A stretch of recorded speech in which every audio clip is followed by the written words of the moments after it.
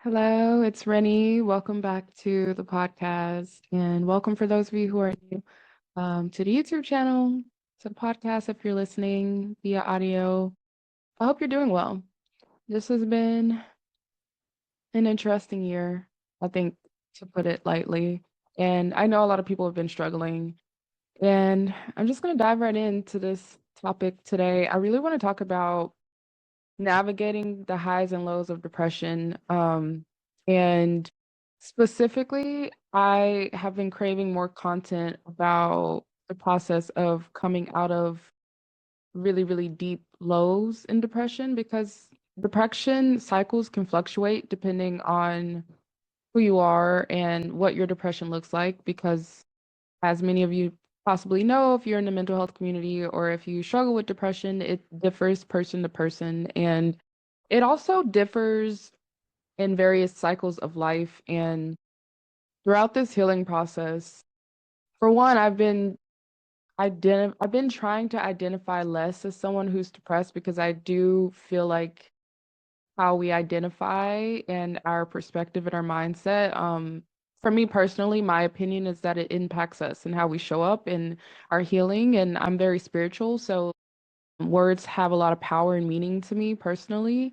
And I don't want to identify as someone who's sick or traumatized or unwell for the rest of my life. But with that being said, I'm also, as much as I am spiritual, I'm also a realist, and I want to not bypass my experiences and the impact of those experiences because I've had a lot of really painful experiences in this life and it's negatively impacted me.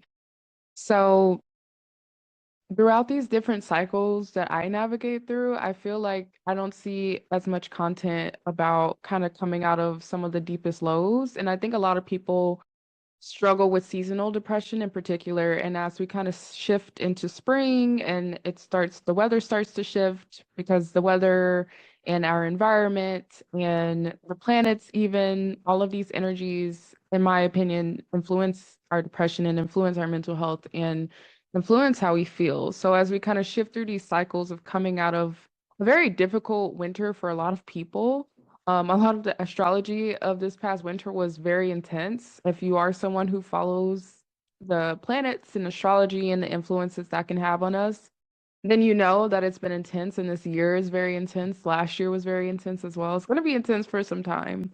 But this winter especially was tough for me, and I know a lot of others that I've also noticed just on what I've had in conversations with others or on social media. And so I really want to talk about kind of regaining your stability, or like finding that grounding after that season. Like, how do you find balance again in your life after a really, really low season of depression? And when I say low, for me, I really just mean where your day-to-day functioning was very severely impacted. I have been labeled and has often identified as someone who has high functioning depression. I don't really like that because what it really just means is that I've just been very resilient, and I come from a family, I come from a lineage where we didn't have a choice. It's kind of part of survival. And so for me, a big journey has actually been not identifying with that as much and learning how to rest, because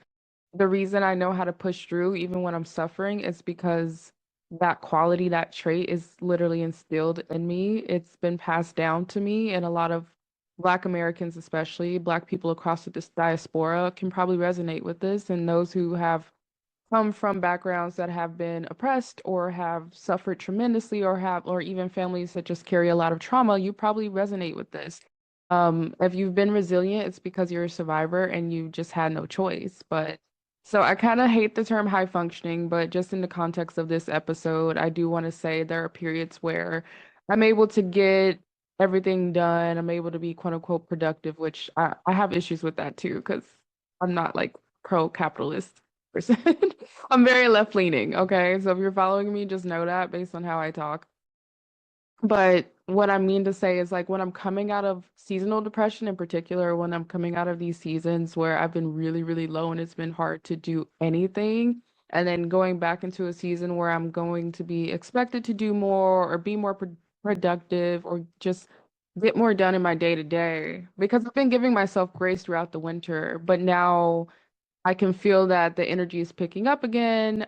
We also have some transits that correspond with that energy shift. So again, if you're into astrology, Jupiter is stationing direct and things are going to start to pick up pace for a lot of people. And so I really want to talk about how do you navigate balance because a lot of the times when we're coming out of these seasons where we had very deep, deep depressions, meaning, maybe it was difficult to get out of bed, maybe we were sleeping a lot or not enough, we just like we're very lethargic, or it's hard to function day to day. It's hard to like take care of basic things. In those seasons, a lot of things can start to pile up. And for me personally, I work as a freelancer for the past like 3.5 years, and I've had inconsistent income over the past like 5 to 6 months. And it's been honestly the hardest time in my life because I've also been navigating a separation. So I'm like on my own again for the first time in a long time. I have a different co-parenting schedule, and it's been really tough. And I've had to like reach out for help a lot of times, a lot more times than I'm comfortable with. And I've also felt very abandoned in this season. There have been people that I didn't expect to show up for me, which was really nice. But then there were also people that I hoped would be there that weren't, which was really painful for me.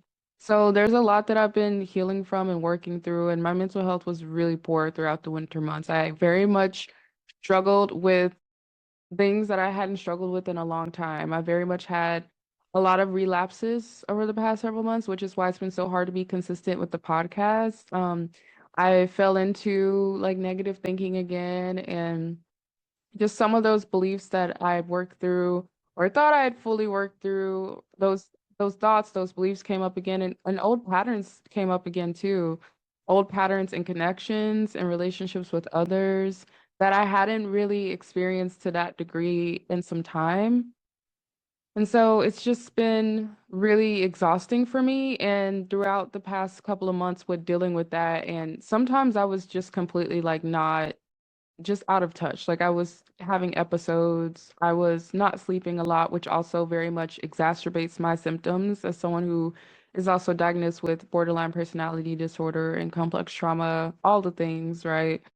And then I have to be informed because a lot of the work that I do requires me to just be in the know and read the news and know what's going on. And so that didn't really help either. Pretty much everything that you can experience in every aspect of life I've struggled with in the past several months throughout the winter months. And so it really compounded the seasonal depression I already have. For those of you who are maybe not new to the podcast and you've heard some of my previous episodes, usually in the wintertime, I'm a December baby myself. I'm a winter baby. I'm also an eclipse baby, but in the wintertime I already struggle. So not only with seasonal depression, but I struggle because there are death anniversaries and there's just a lot of family things that come up for me. I lost two siblings, and so one of my siblings that I lost, their birthday was in December, and the other sibling that I lost, they passed away in December, and my birthday kind of falls right in between those two dates. And I'm a survivor myself of multiple things, but I have survived multiple attempts, unalive attempts. And I struggled, especially for the past several years, with survivor's guilt and like outliving my siblings because they both died very young. And my depression naturally worsens around that time of year. I'm also very isolated from my family. I'm very much a black sheep, and it used to not be by choice, but at this point, it's by choice. I've never felt love. No matter how many times I've heard it from family members, I've never felt that in action, to be honest. I've never felt that the words have been really conveyed through action to me when it comes to family. And so I'm very isolated from my family. I don't have close friends. And so the winter months, the holidays are very depressing for me. And this winter was my first winter with a different co-parenting schedule and my first winter since separation from my ex-partner too. So it was the loneliest holiday season that I've ever had to navigate in recent years. And it was really hard. Like I'm honestly really surprised that I'm still here. And I'm not being dramatic. I'm very surprised that I'm still here. And on top of like navigating just everything that was happening internally within me and things that were coming up in regards to my family and all the changes and the breakups, I was also not really acting in alignment with who I know that I am because I was unwell. And I was definitely navigating some situationships and relationships that just weren't helping. Honestly, it was just exacerbating the issues that I was already having. And so to say that this winter was very difficult for me would be the understatement of the century because, again, I didn't have stable income, so that was a stressor. I'm going through a divorce, co-parenting changes, so I wasn't able to spend as much time with my child, which was also very depressing. Death anniversaries, family issues, friend issues, like literally everything you could think of, like it all compounded this holiday season, and I really didn't want to be here anymore, if I'm being completely honest. I did not want to be here anymore. And it was hard. It was hard to get through day to day, and there were vices that I turned to, to help me escape, honestly, to distract myself for some time. But it was tough. And I feel like, thankfully, I feel like leaning into my spiritual practices really saved my life this past winter because I felt like I didn't have anyone else. I felt like I was completely abandoned during my lowest points. And it can be really hard when you're in your lowest points to ask for help or to reach out or to know how to communicate. And so it's frustrating um because if you don't have people that know you well enough to know how to show up for you when you're struggling most, it can be really tough because when you do try to reach out for help or if you don't reach out for help, there's kind of this rhetoric around being like almost the perfect victim or the perfect struggler, and a lot of people will project onto you if you're not able to ask for support or communicate your needs properly. But it's not always possible when people are at their lowest points. And so it was very difficult for me. Um, but I feel like, again, I leaned into my spiritual practices a lot during that time. It was a lot of intensely deep shadow work, which I'm no stranger to at this point. But there was a lot that came up that I thought that I'd worked through that I really still needed to work through. So I'm glad that I was able to have those things come up because they needed to be released. But to say it was difficult, again, major understatement. And really, I'll say all this to say is that I feel like I am definitely not 100% okay because this has been a lot to move through, but I'm so much better. I'm so much better. I'm actually looking forward to certain things and allowing myself to go back out and meet new people and talk to people now. And I'm starting new ventures and things are shifting for me positively, but I'm still exhausted. And as I shift into this new season where things are improving and things are picking up for me, and I am starting to feel some semblance of stability kind of gaining in my life again, and within myself and my mental health, there is this sense of overwhelm that comes with that. And, I see people talk about it in the context of like cleaning their homes or resetting their life. I see like a lot of like resetting my depression room, those types of things online. I see content around, which I really like. But I also just want to talk about what that does to us mentally and how that can actually cause a lot of anxiety. And I'm someone who's definitely navigated periods of like low depression and then super high anxious seasons. So it's like I flip-flop back and forth and I have for a long time between those extremes, and it's been overwhelming to put it lightly, but I can sense that anxiety picking up as the depression kind of, I don't want to say wanes, but like improves. And I want to talk about that because when you start to get to that point, you're able to see how much has kind of piled up around you. And even just thinking about it now overwhelms me so much because I did as much as I was able to do. But to be honest, throughout the winter, I kind of did the bare minimum because I just didn't have the capacity for anything else. So now there's so many things that have really compounded and some have actually worsened. And just the thought of trying to get back on track with everything, it overwhelms me. And I feel like that can be detrimental because it can actually send you spiraling and trigger you back into a deep depression or just exacerbate these issues just as you feel like you're starting to get some semblance of stability. And if you don't have a lot of support, like I'm very isolated, so if you feel like you don't have a lot of support already, that can be very detrimental.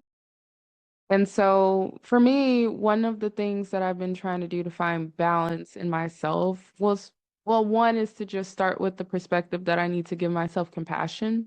Okay.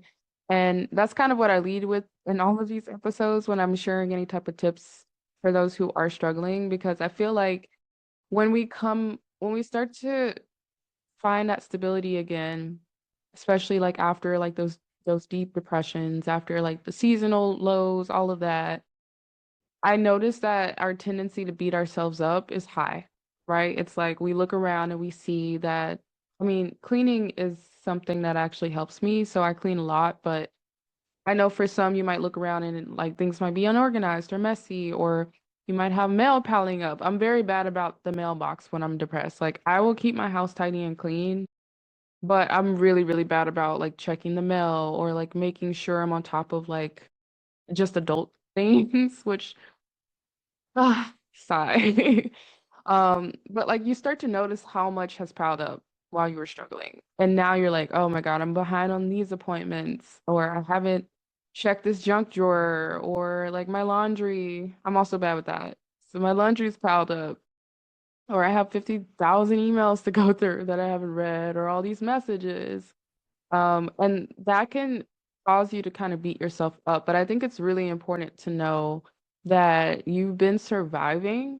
And so having grace and compassion with yourself first and foremost before you even start to think about what you have to tackle is important because you survived. Like a lot of us didn't want to be here. So the fact that now you're here and not only are you here, but you're continuing to show up every day, even when you feel like you don't have the energy or capacity or the strength to do so, you should be applauding yourself for that. And especially if you are isolated or you don't have supportive family or friends or people around you, like you should be so proud of yourself because a lot of people, unless they've gone through it themselves, they do not understand what it's like to be battling themselves and battling their own mind all the time, at every waking moment, in addition to just doing the bare minimum, the things that you need to do to survive, right?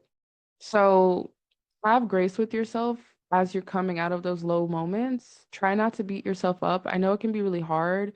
I think comparing yourself to, like, this is something I stopped doing ages ago, but I'm in my 30s, so I feel like it's almost a rite of passage in your 30s to just stop caring, to be honest, when it comes to comparing yourself to others. But if you still struggle with that, this is a good opportunity to unlearn that and to practice that because you're on your own journey and not everyone has been through what you've been through and not everyone handles things the way you would handle things. And again, we all have different paths and different journeys, and it doesn't really help. It doesn't do us any good to compare our journeys to other people, to compare our lives or how we've shown up or haven't shown up or whatever to other people.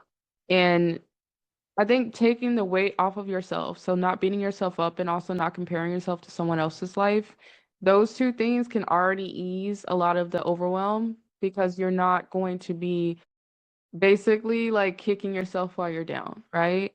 From there, I'm very type A, so I'm really good at coming up with a strategy or a plan, but thankfully we also live in the digital age. So there's a lot of tools and resources that we can use to help us kind of get a plan in place. There are also, surprisingly, if you do have access online, if you're seeing this, you probably have access to the internet, but there are actually a lot more free resources, peer support networks, and just free resources that I think a lot of us don't realize exist. And I kind of want to compile some on my Substack soon, just because I'm still finding out about this. And I live in an urban area and I live in a liberal state. So like obviously there's a lot more resources in my locale than other places, but there are also a lot of free resources online that are available to people in various regions. And I feel like that's important to note because if you are someone who feels like you lack support, it's really important to know that there is support out there, even if it's just in terms of finding content that motivates or inspires you.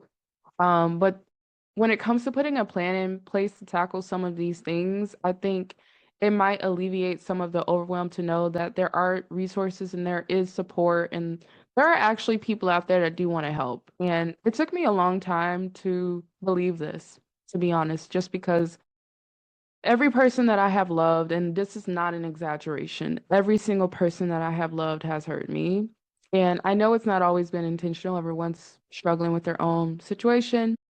And I'm definitely not perfect. And I've scared a lot of people off, and I've been terrible to a lot of people myself. And when I'm having episodes, I'm really terrified to deal with, honestly. So I'm not necessarily blaming or judging. I still love all of these people, frustratingly enough, but every person I love has hurt me or disappointed me. So it's hard for me sometimes to allow myself to believe that there are people in the world who genuinely want to be there for me and show up for me and support me.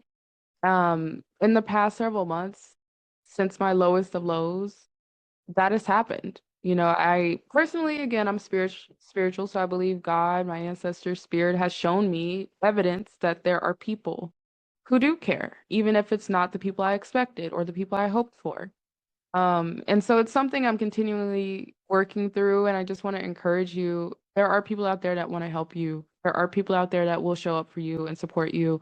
And there are free resources out there that can help you as you get back on track. So, one thing that I've been finding out about is there are actually a lot of really good free financial advising resources, which is something that I'm going to be getting into since I'm trying to stabilize that area of my life. There are a lot of like online peer support groups. So even if you don't have peer support networks in your region, there are still places online where you can find that. There are Substacks, there are Discords, podcasts even. There's lots of communities that are being built right now to support those who are struggling, and those people can be really great. There's like a lot of mutual aid happening in those communities. And then when it comes to, getting back on track with your chores and with just getting things together in your house, if you do have, I try to share things that are accessible, but if you do have the resources, there's so many tools that you can use to help you. There are like task rabbits, there are people that will come and support you and help you clean and things like that. And again, in some of these like free peer networks or mental health network support groups, things like that. Sometimes those people in those groups will actually volunteer to come support you in that because they know what it feels like. And it can feel like really uncomfortable. And if you're someone like myself that doesn't really trust easily, you might not feel comfortable with that, which is understandable. Like, I don't feel comfortable just letting everybody in my house, especially as a very woo-woo person.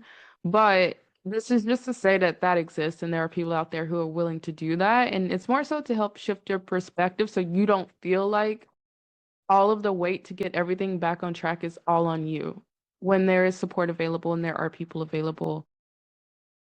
So yeah, this is just to let you know that there are good people still in the world who do want to help and support you. And this has been helping me a lot, especially as I've been like intentionally seeking out community and spaces that feel like they might be safe for me at this time.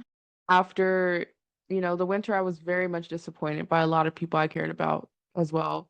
Nothing new of this, again, has been like a lifelong issue for me, but it was just it's impacted me deeply. It's impacted me to the point to where even the things that were helping me stopped helping me. Like things that I love, like dancing and singing, like nothing was giving me solace for some time. It got that bad for a while because I was just heartbroken and I'm still heartbroken, honestly. I genuinely love these people. Um, and so it's been really healing for my heart space to go into these spaces and meet really sweet people. And I've been also practicing just showing up really vulnerably. So if I'm struggling or if I need help with something, a lot of times I enter these spaces and if I meet someone where I feel comfortable and the conversation goes there, then I'm honest about where I'm at right now. And in doing so, I've been so surprised by how helpful. I mean, like, strangers have helped me more than the people that were closest to me in this season of life. Like people I have not that I don't know who I just met came into my life and helped me with bills, helped me with groceries, helped me with finding resources and support. Like people have come into my life recently and overwhelmed me with how kind they are and it just has proven to me that there are good people in this world and there are people who will support you and help you and they will get to know you and they'll show up for you and they'll allow you to show up in your softest energy, because I think for me personally, I've only been really dealing with people who bring out the absolute worst in me. And we all have shadows, we all have dark sides, but we also have light. And in this season of life, I'm really grateful that there are more people entering my life that brings that side of me out and makes me feel safe to express that side of me. And I just say all this to say that don't lose hope. I don't want any of you listening to this, if you're coming out of that season, to lose hope because there are people who are there and they want to be there and can support you and can just be a listening ear for you if you need someone to talk to. But again, if you need more support, there are resources. There are way more resources nowadays. And so I hope that this gives you a little bit of hope. But in terms of what things that I have been doing for myself and things that I would recommend, I think grounding is important. And planning and grounding to me kind of help me stabilize. So I start with using whatever resources I can to create some type of game plan for getting things back on track. That helps me as someone who values structure. As a Virgo moon, I can be pretty type A. And so it just helps me to kind of at least have like a sense for when I might get to things, right? Like I can visualize when I might be able to tackle certain things so I'm not as overwhelmed because I know like eventually I'll get to it. Uh, but in the process of that, in the in between time, instead of beating myself up or tearing myself down because it got this bad or whatever, I ground myself. I've been like intentionally trying to get more sunlight, even if there are days that I don't feel like leaving my house because of everything that's going on and all the energies. I will make sure I get sunlight. I will make sure I drink water. I will make sure I meditate. Like the bare basic things. And I think starting with the basics when I'm trying to regain some sense of stability helps me a lot. So, I start with slowly implementing things into my day-to-day routine that I know that are good for me. And sometimes this is pushing myself. Sometimes I do have to practice opposite action where I'm forcing myself, when it comes to moving my body lately. I've been tired a lot. And so there are days where I definitely honor that and let myself just relax and rest. And then there are days where I'm like, I can do at least 10 to 15 minutes. Like, even if it's just a light YouTube workout, some Pilates, some yoga, some stretching, or even if it's just a few K-pop dances, because I like to dance, right? Whatever it is, I try to do something to move my body, even if it's shaking, because it moves energy. And so for me, I find it to be really helpful. And it's a form of alchemy, which is something that is important to me as part of my spiritual practices. And it helps move all of this heavy, dense energy out of the body. Somatic practices in general are just fantastic. So if you're not a dancer, you don't really enjoy exercising, but you have access to resources and can do things like acupuncture or massages or things like that, it's very helpful. It's very helpful to do. But shaking is accessible and well for most, and I very much recommend it. And I try to go outside when I can and just sit in nature and unplug because especially now, it very much exacerbates my issues when I am doom scrolling and I'm online longer than I should be. I lately have had a goal of trying to produce and share more content that can help people than digest content that's not that helpful. And even though I feel like it's important to be informed, what I don't think is helpful for us is to have 1,000 opinions about everything that's happening in the world, especially all of the tragic things that are happening in the world.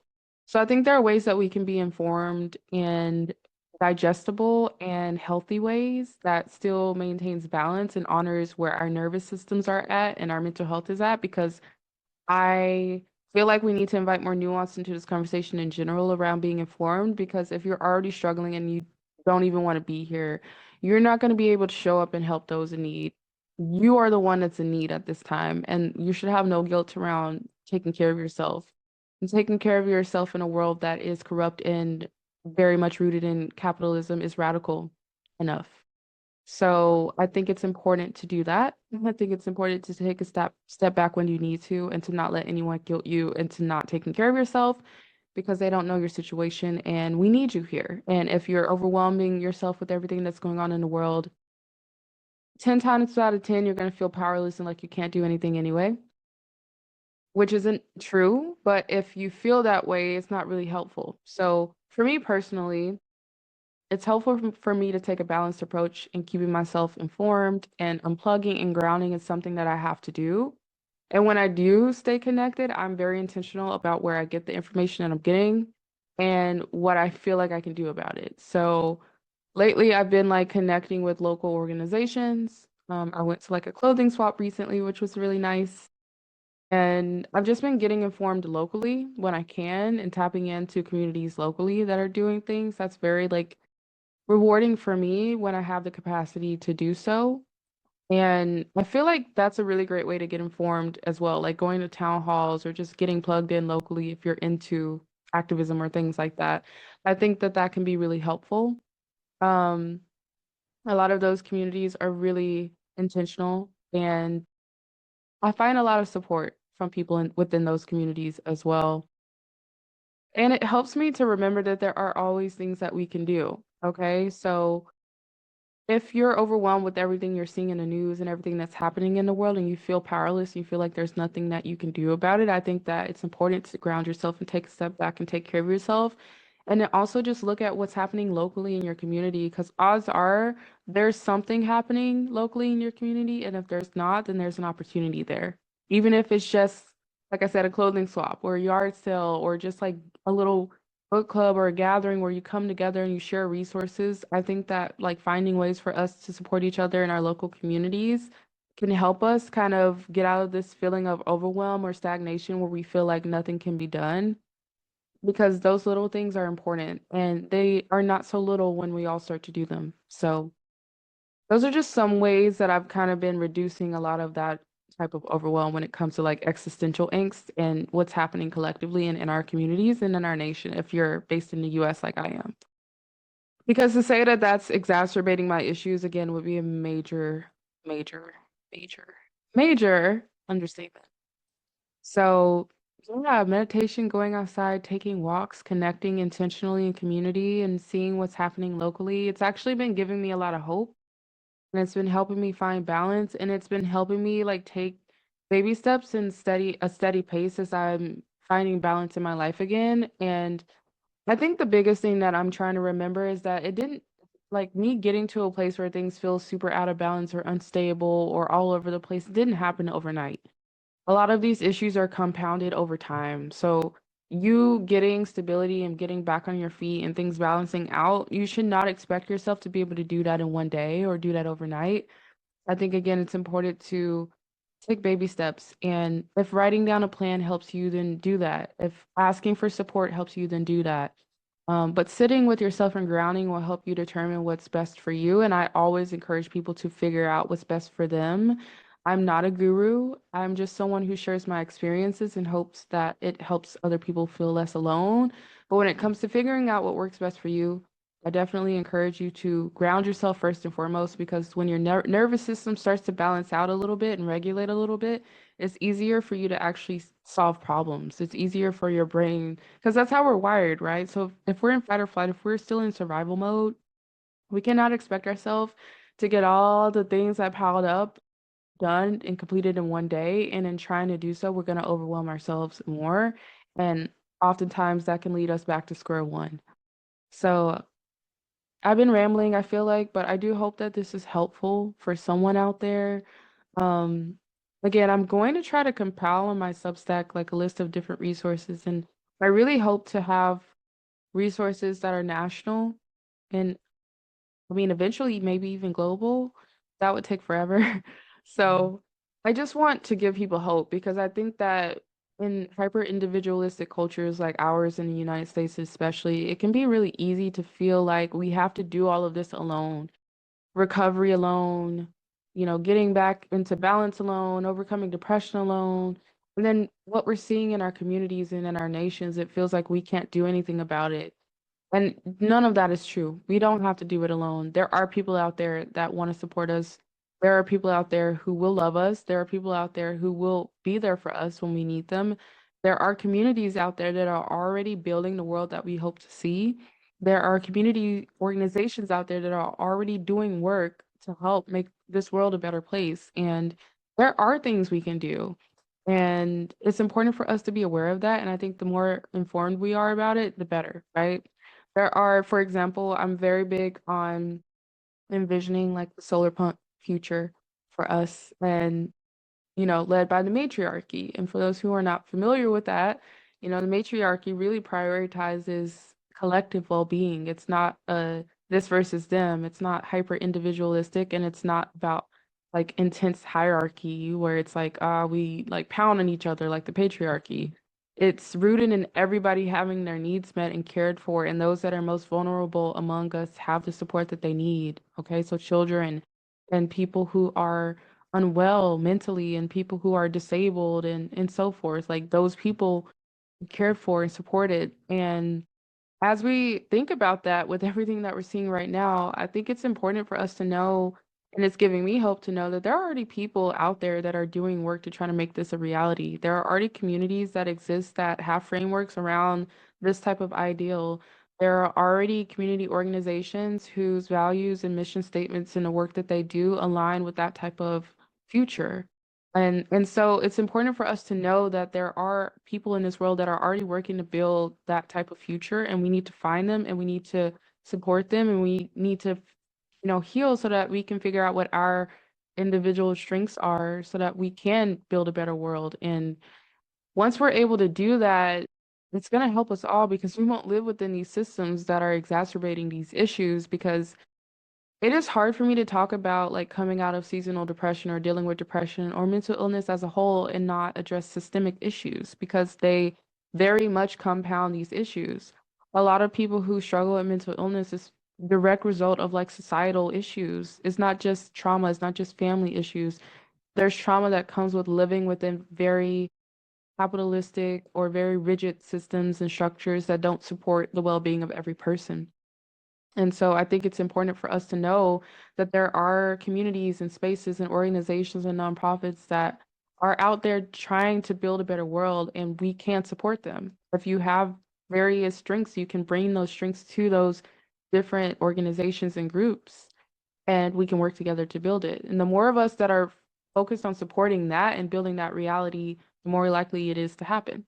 But the more of us that stay unwell and stay sick and, stay isolated, it's almost like I personally feel like that's kind of what our corrupt leaders want. So anyway, I digress. I'll have to make a different episode about that, but I wanted to mention that because I feel like it's important. I don't really like to hear conversations about mental health that don't acknowledge larger systemic issues because they do impact us, whether we are ready to acknowledge that or not. They do impact all of us. We live within systems, so we are impacted by it. Um, but this is really all I have. I'm gonna end rant here, but I will be making more content for sure. And I really just want to send encouragement and love to those of you who are struggling right now, because I know so many people are. And I really do hope that you're able to find your people and find people who show up for you and love you the way that you deserve to be shown up for and loved. And I hope this gives you some hope or some encouragement during a really difficult season. I'm not gonna lie, this week is not an easy week, and there's gonna be a lot of things happening and coming up soon that are gonna be challenging. And so it's more important now than ever for us to come together and find our people and our tribe and to keep pushing through, even when it's hard. So I'm sending you a lot of love. That's me sending love. This is the love that I'm sending. But yeah, until next time. Bye.